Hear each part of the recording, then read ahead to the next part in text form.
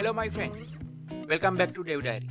Today I thought of doing a small tutorial about a tool which I am using frequently for JavaScript development. This is actually a JavaScript executor in local environment. I have used different options actually, inspect element console option in the Chrome and those things, but I found this tool is really impressive.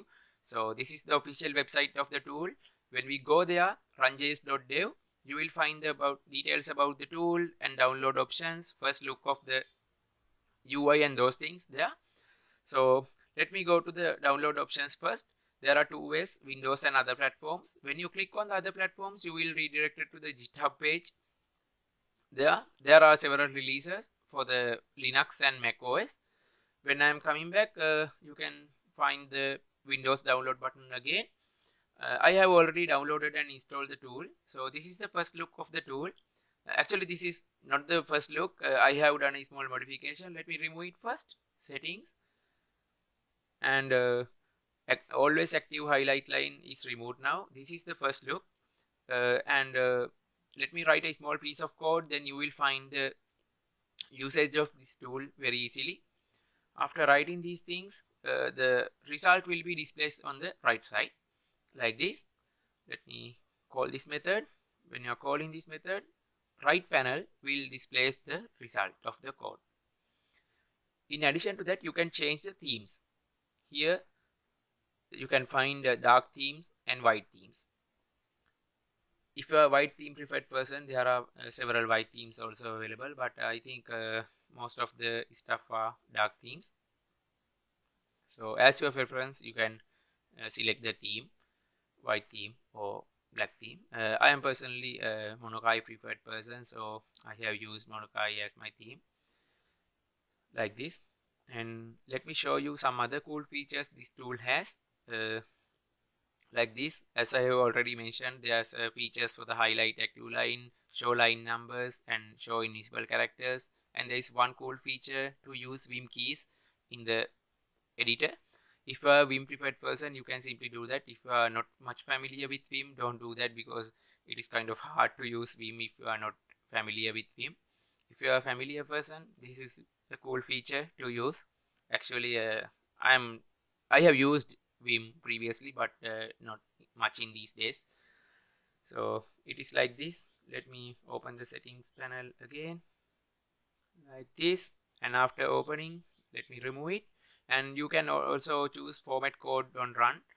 When you are executing, the code will be formatted automatically. Then you can easily copy and paste the code. And this also support for the Babel transpilation as well. And here you can change the font and other stuff as well. Theme also can be changed here in the appearance view.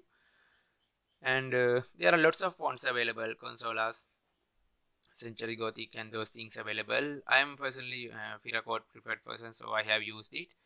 Also, there's a feature to show undefined values. If you have some undefined values, it will be displayed because the void returns undefined, so it is not displayed because previously it is not enabled. If you enable it, you can find the undefined values as well. This will be also beneficial when you are executing a code to identify what is going on with the outputs. Also, there are some other features available. You can install npm packages manually inside this tool. Let me install a simple one to the demonstration purposes. I'm going to choose random. This npm package can be installed like this. When you're adding it, it will be downloaded and added to the project. After that, let me write a small piece of code like this. Import random from random. And here you can use the random variable as the way you want according to the package you have installed. If I add it like this, the output will be displayed as we have done already.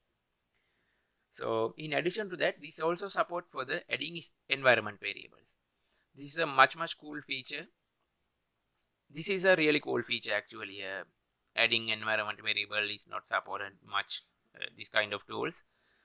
And when I'm adding it like this, I can write it because the value is initially comes as a string, so I have to convert it to the integer, actually number value, process.env.testvar. Then you will see the result like this. Let me print the environment variable value separately as well, then you will have a better idea about the result. As you can see, it is 500 as a string value. So let me go to the official website. Those are the things I wanted to show you in the tool.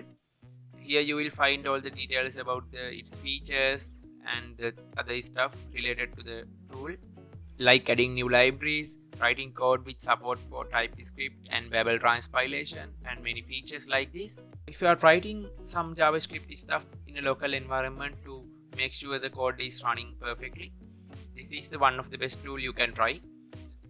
So thank you for watching. Stay tuned with me, subscribe my channel and click on the bell icon for the notifications as well. See you in another video. Until then, bye for now.